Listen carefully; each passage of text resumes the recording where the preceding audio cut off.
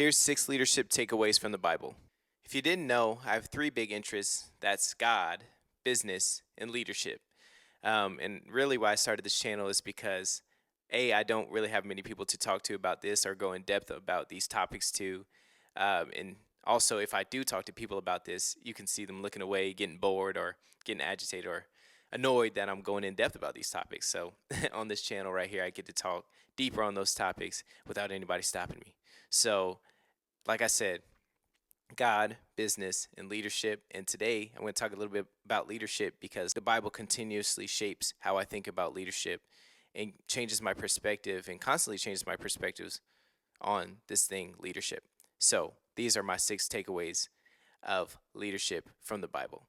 And the first is a leader is defined by their service. So we see in Matthew chapter 20, verse 16, it says, the first will be last and the last will be first.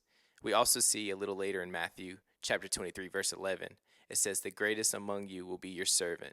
That's what it looks like biblically. Now let's look at it in a practical sense, how it looks practically in today's kind of world. So if we look at brands, big brands like Nike, Rolex, etc., just think of any big brand. They are leaders in their respective space because of the amount of people that they service directly. And let's just look at that Nike example. Not even looking at their apparel or, they do uniforms for teams. Let's just look at their shoes that they do for athletes.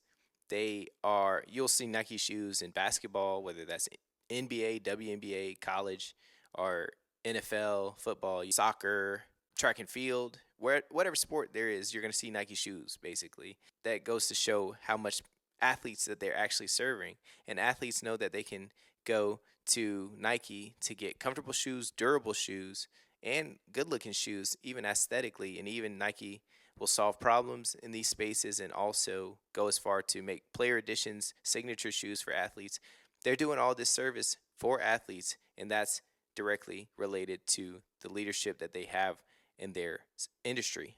Going back to the Bible, looking at Jesus, he was a great example of service.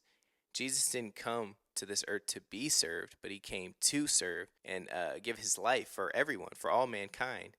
And we can see the leadership that comes from this, that Jesus was given the name above all names, that he's seated on the throne.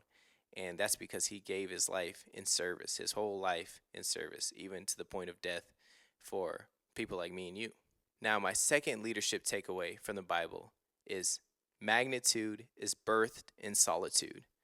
So, what I mean by this is a lot of times when we get an idea or we do something, we want to immediately jump into the limelight. We want to be a leader and we want people to look at us and we want to show people what we've done and just be on the front lines trying to get attention.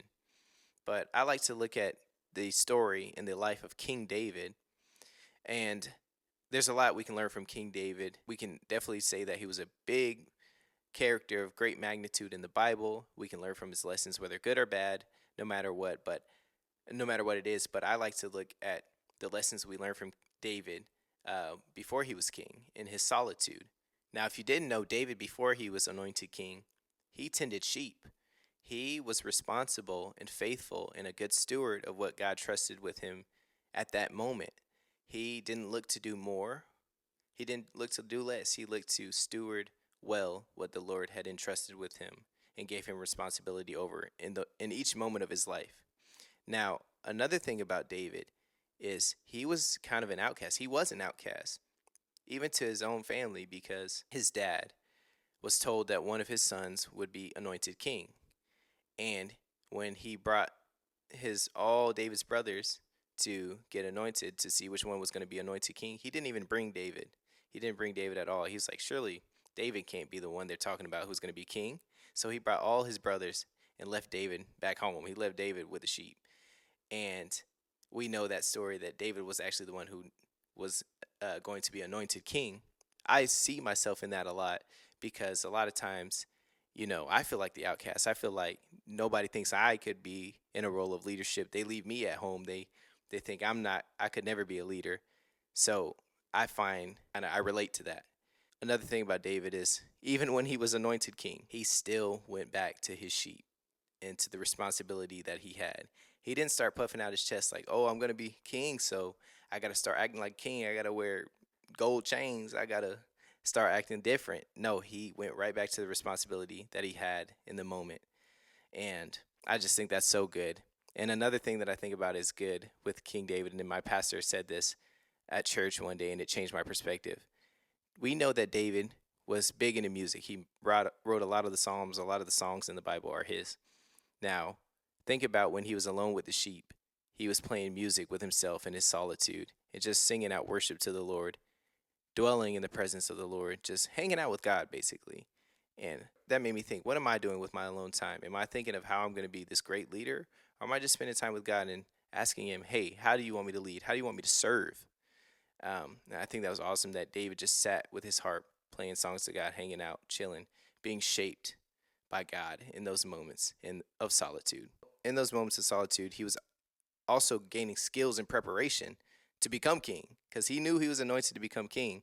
So God needed him to stay in those little moments to gain the skills needed, the preparation needed to face these trials that were to come. And we know that in David's story, there were trials to come. So I like to relate this to business, and people who are watching this who have a business, you can see this with you. There are daily things that pop up. We know that David had to kill a lion, had to kill a bear to save his sheep, to save his livelihood, and we can think about that with our business. There are problems that pop up where we got to just handle it to save our business, to keep our business alive. And these are skills and preparation that is needed to go to the next level so that we can advance in our lives and in our skill level so that we can be able to stand when higher things come. So I encourage you to think about what are some things that you're overlooking right now. You may think into the big things, but there's some things that you need to steward right now and be faithful over right now. I can give an example of my life. I feel like sometimes I feel like I am called to be a leader in certain areas, in certain aspects. And God's been telling me, hey, steward what you have right now. You have a voice. You have the truth, the knowledge of that Jesus, He's the only way, the truth, the life. Start spreading that to your friends. Start spreading that to family members. Start spreading that to people around you. You don't need this big platform to spread what you have in your heart and what God has given you. You don't need a platform. All you need to do is steward it well, whether that's telling a friend or showing love to someone who's down or buying a meal for that person that you see who doesn't have much. No matter what it is, I encourage you to think about it, give it to God, and steward it well, however big or small it may seem to you. The third leadership takeaway I get from the Bible is the path to leadership is not straightforward. I'll say it again. The path to leadership is not straightforward.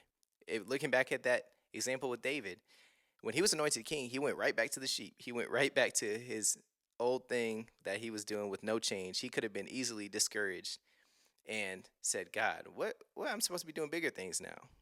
And then even when he went back, there's some times in David's life where he was chased, and this is before he's king too, who people wanted to kill him. He was running around trying to hide from people who wanted to kill him. He had to encounter Goliath, and he had to encounter Goliath when everybody was making fun of him. So that's not a straightforward path. I'll give you an even less straightforward path when we look at the story of Joseph in the Bible. If you don't know his story, I'll give you a quick rundown. He was a brother, the youngest brother, and he was his dad's favorite child. So it looks like God's doing great things in his life. He is doing great things in his life. And guess what his brothers do? They sell him into slavery, never with the hopes never to see him again, hopes that he dies, because they were jealous of him. While he was sold into slavery, he starts gaining things, gaining knowledge, just climbing up the ranks, basically, I'll call it. And while he's going up, things seem to be going up, he gets accused of doing things to a woman, and he gets thrown in jail. And so while he was climbing up, he gets thrown right back in jail, and it looks like he could have said, God, what's going on? Like I've seemed like I was going up, and now I'm right back to where I was. And then we know the rest of the story. And if not, I'll tell you. He is able to interpret a dream for Pharaoh that moves him high in the ranks, so high that eventually his family comes back to him in need, and he helps them out, and he just is a great leader from then on. But I say all of that to say his story was definitely not linear. It was definitely not straightforward. His life was looking up since he was a young boy, and immediately when he was sold into slavery by his brothers, he could have thought that was it. He was like, well, I'll never have a high position now, or be in a place of leadership because I'm in the dumps right now, down in the dumps. And even when he starts accepting that life and he starts growing in that life and getting higher status, then he was thrown right back in jail.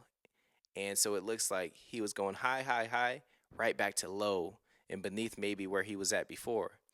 And then his climb to leadership looks different. He jumps higher by sitting with Pharaoh and interpreting his dreams and immediately being placed in a high position. Your path is going to be not straight. You might think you're climbing up the ropes right now, up the ranks, and you might have a situation where you go back down to ground zero, maybe underground, and you're just like, God, why? But just know that He's working in that. Just because it doesn't look straight to you, He has a plan for you. He's directing your steps.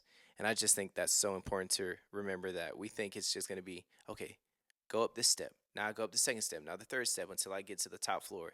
No, you're going to fall. You're going to maybe climb some steps, maybe jump up a few steps, then go back down. So just remember that.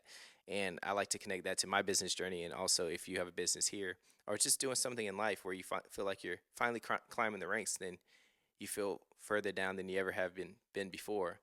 I encourage you to remember that God has a plan through all of it. My fourth takeaway from the Bible about leadership is leadership requires strong roots. Take a second right now and think about a tall tree, a strong tree.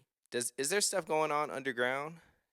Yes, there is definitely stuff going on underground. This tree would not be able to stand strong without roots, without strong roots. It would fall right over and do more damage than good if it had no roots.